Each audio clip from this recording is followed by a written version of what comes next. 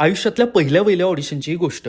तिथे अशा काही अतरंगी माणसांची भेट होईल असं वाटलं सुद्धा नव्हतं. बाहेर पडलो तर जून महिना आणि धामणगावचं अंगाला लाही करणारं ऊन. वाटलं स्टुडिओ गाठण्याआधी मीच वितळतोय की काय. पण दुपारचं ऊन जेवढं कडक तेवढाच कडक आजचा अनुभव ठरणार होता. कपाळावरचा घाम पुसत, मनातली धाकधूक लपवत शेवटी स्टुडिओत पोहोचलो. तिथे पाऊल टाकताच हातात पडली माझी पहिली स्क्रिप्ट. कलाकारांच्या ऑडिशन पाहून कॉम्प्लेक्स आला राव, पण शेवटी आपणही नटसम्राटाचा मुखवटा चढवला आणि ऑडिशन दिली. पण या गर्दीत काही गोड आणि अवलिया कलाकारही भेटले. विशेषतः हर्षल. प्रेमभंगाची अशी काही ऍक्टिंग केली ना भाई साहब. या गलबल्यात निखळ प्रामाणिक माणूस भेटला. स्वतः एक अख्खा चित्रपट बनवलेला हा अवलिया फक्त आम्हा नवख्या पोरांना उभारी द्यायला तिथे आले होते. बोलता बोलता त्यांनी अनुभवाचा आरसा दाखवला. ही चंदेरी दुनिया बाहेरून हिऱ्यासारखी चमकत असली तरी आतून मात्र ती काचेसारखी टोचते. जाता जाता दिग्दर्शकाने एक शेवटचा सस्पेन्स टाकला. 24 जूनला सिलेक्ट झालेल्यांना स्क्रिप्ट रिडिंगसाठी बोलवू.